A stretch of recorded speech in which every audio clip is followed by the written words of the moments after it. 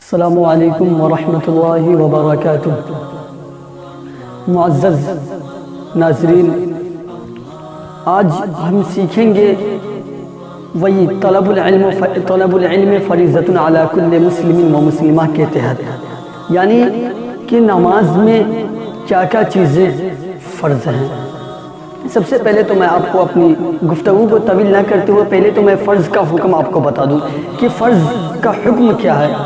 تو فرض کا حکم یہ ہے کہ اگر کوئی شخص نماز پڑھ رہا تھا اور اگر قصداً یعنی جان بوجھ کر یا سہواً یعنی غلطی سے فرائض میں سے کوئی ایک فرض بھی چھوٹ جائے تو اس شخص کی نماز ہرگز ہوگی ہی نہیں۔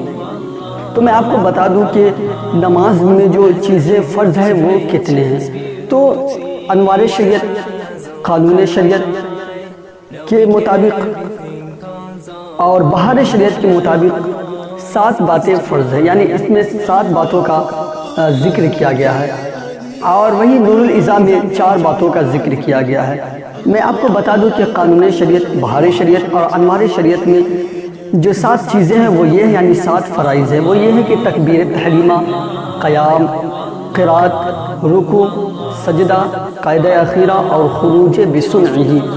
وہی نور الازا میں ہے کہ والارکان من المذکورات 4 القیام والقراءۃ والرکوع والسجود قیل القعود الاخیر مقدار التشہد۔ یعنی جو ذکر کیا گیا انوار نور الازا میں 4 باتیں ہیں، یعنی 4 باتیں نماز میں فرض ہے۔ وہ کیا ہے؟ القیام یعنی کھڑا ہونا، والقراءۃ اور قرات کرنا، اور والرکوع اور رکوع کرنا، والسجود اور سجدہ کرنا، اور کہا گیا ہے کہ تشہد کی مقدار یعنی بیٹھنا، تشہد التحیات کی مقدار بیٹھنا۔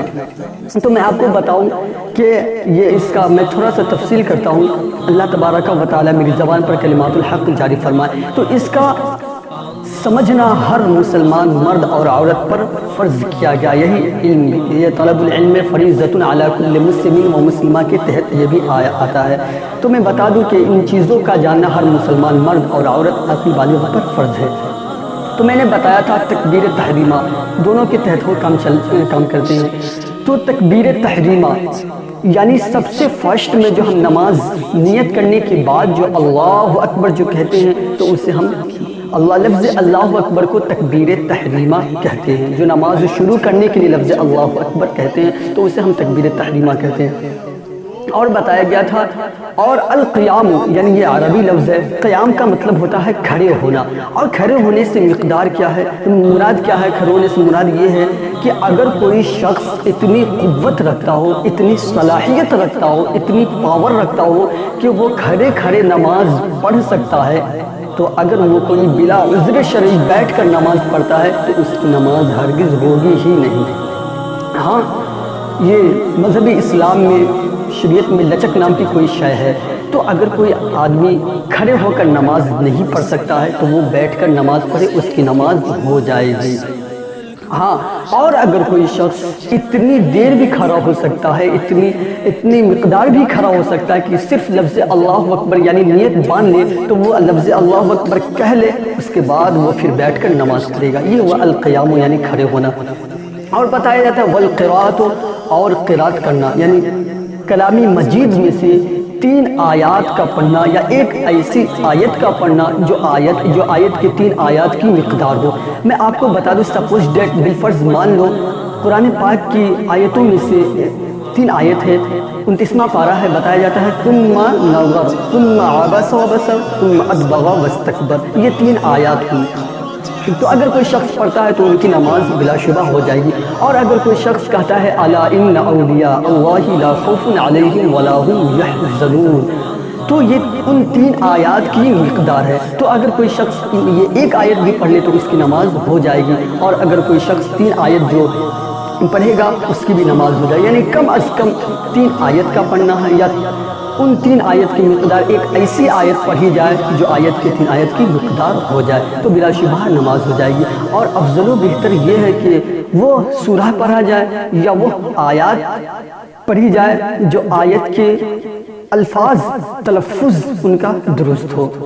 میں بتاؤں القیام والقراءت، قرات ہو گئے، اور رکوع، یعنی رکوع کرنا، یعنی قرات کے بعد جو ہم جھکتے ہیں تو اسے ہم رکوع کہتے ہیں، تو وہ رکوع کا کرنا یہ بھی بات فرض ہے۔ رکوع میں نے اپنے ہاتھ کو جھکا، اپنے ہاتھ کو گھٹنوں پر رکھ کر ایک دم جما کر پکڑنا ہے، یہ مرد کے لیے۔ عورت ایسا نہیں کرے گی، بس عورت اپنے ہاتھ کو گھٹنوں تک لے جائے گی، اور مرد حضرات اپنے پیٹھ اور سر کو برابر رکھے گی برخلاف عورت کے۔ تو یہ رکوع کا کرنا، اور سجدہ کرنا یعنی اپنی پیشانی کو ناک سے لے کر زمین پر ایک دم جما دینا، اس کو سجدہ کہتے ہیں۔ اور سجدہ کی کیفیت یہ ہو کہ دونوں ہاتھ کی مقدار، دونوں ہاتھ کے درمیان بین وہ اس کی پیشانی اور ناک ہو، اور کتنی تسبیحات جو کم از کم ایک مرتبہ پڑھنا یہ فرض ہے۔ رکوع کا بھی وہی حال ہے، اور سجدہ یعنی ایک مرتبہ سبحان ربی العظیم رکوع میں پڑھنا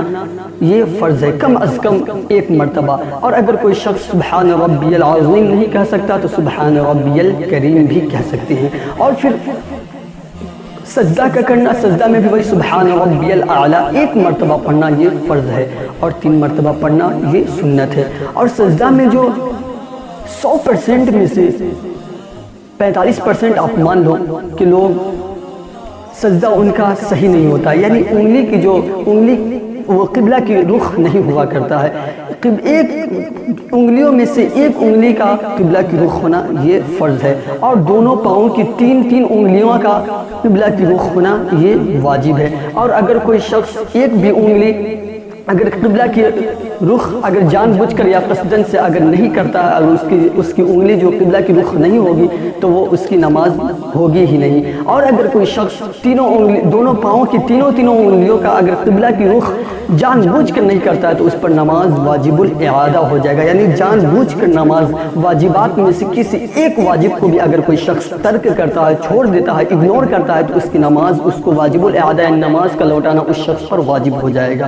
تو یہ ہوا یہ بات۔ اور بتائے تھے قبلہ قاعدہ اخیرہ یعنی تشہد کی مقدار تشہد کی مقدار بیٹھنا، یعنی التحیات للہ والصلوات والطیبات سے لے کر عبدہ ورسولہ تک بیٹھنا یہ فرائض میں سے بھی ایک فرض ہے۔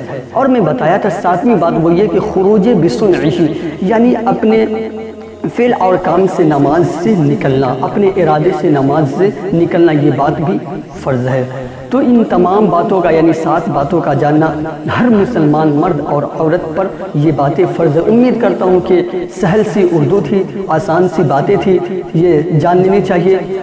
اور میں آپ حضرات سے ایک گزارش کروں گا کہ بہت سارے لوگ ان باتوں سے، ان علموں سے ناآشنا ہوتے ہیں، تو تھوڑی سی آپ کی انگلی ذرہ برابر حرکت کر جائے تو ہو سکتا ہے کہ کسی کی نماز درست ہو جائے۔ تو میں گزارش کروں گا کہ اس ویڈیو کو شیئر کریں تاکہ ان لوگوں کی بھی نمازیں درست ہو جائے جو لوگ حضرات فجر میں تو اٹھتے ہیں، ظہر میں تو جاتے ہیں نماز پڑھنے کے لیے، عصر مغرب عشاء تو نماز پڑھتے ہیں، مگر افسوس کہ ان کی نماز یہ ان حرکات یہ نماز نہ درست ہونے کی وجہ سے ان کی نماز صحیح نہیں ہوتی، یعنی فرائض نماز نہ جاننے کی وجہ سے، واجبات نہ جاننے کی وجہ سے۔